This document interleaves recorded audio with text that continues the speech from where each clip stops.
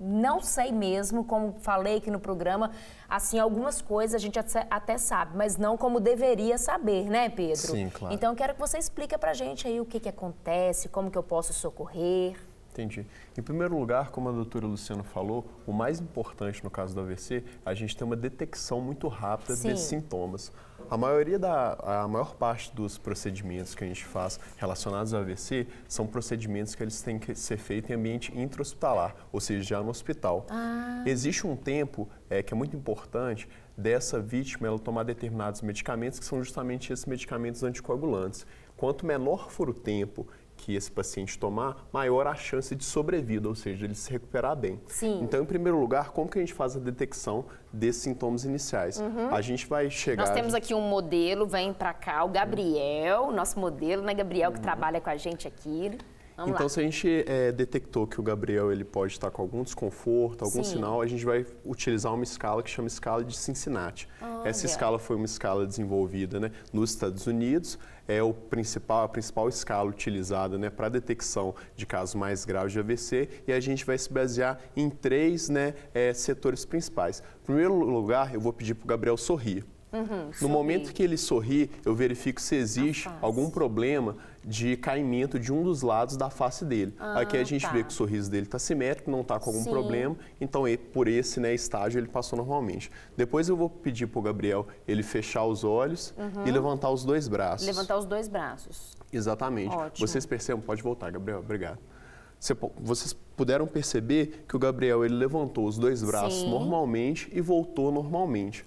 Se o Gabriel ele tivesse com algum AVC mais grave, provavelmente ele apresentaria um desequilíbrio nessa questão dos braços. Então, ele levantaria mais de um lado, outro, né? ou levantaria outro. E aí, por último, eu vou pedir para o Gabriel ele repetir uma frase que eu disser. Então, Gabriel, repita a frase, o dia está bonito. O dia está bonito. Então, ele repete essa frase de maneira articulada, sem apresentar nenhum tipo de debilidade na fala. Se ele estivesse com AVC, ele também poderia estar apresentando uma fala confusa, uma fala desconexa, pouco estruturada. Apresentando um desses sintomas, se ele tivesse apresentado, qual que seria o primeiro passo? Em primeiro lugar, eu devo entrar em contato com o serviço de emergência através do telefone 193 e 192. Por que isso é importante? Porque como a gente tem essa questão desses medicamentos, né, da trombólise ser feita no Gabriel, isso auxilia com que a gente já tenha uma unidade, né, deslocando imediatamente para esse local e a gente ganha esse tempo.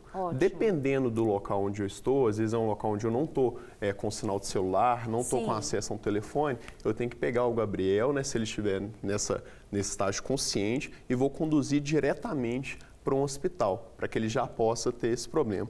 Agora, uma outra situação que pode acontecer é o Gabriel acabar, por exemplo, vindo a desmaiar. Então, a gente vai colocar aqui, o Gabriel começou um desconforto. Nesse caso aqui, e nesse caso? Nessa situação aqui, eu vou verificar em primeiro lugar se o Gabriel, se ele está respirando, né? Se não se trata de uma situação de uma obstrução respiratória. Como que eu verifico isso? Verifico isso através da expansão visível do tórax. Então aqui eu posso observar que o Gabriel ele está respirando aqui. Então, não é esse o caso. Vou verificar também se o Gabriel se ele tem pulso. Então, posso fazer essa verificação aqui na região aqui do próprio pulso. Também na região aqui da carótida aqui. Então, o Gabriel está apresentando pulso. Se o Gabriel, se ele estivesse sem respirar e também se ele estivesse sem pulso, eu iniciaria uma manobra de RCP, que é ressuscitação cardiopulmonar.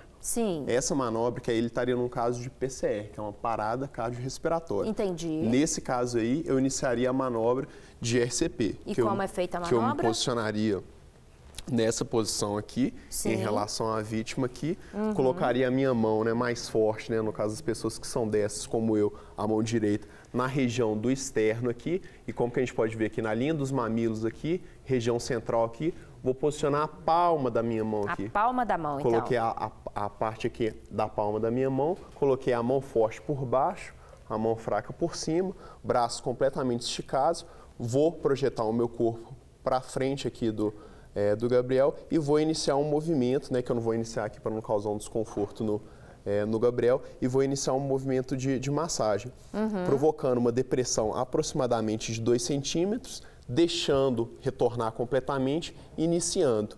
essa frequência, o ritmo que eu devo fazer essas compressões é no ritmo de 110 a 140 compressões por minuto, ou seja, realmente um ritmo bastante intenso. Então, não vou fazer diretamente, eu faço 1, 2, 3, 4, exatamente.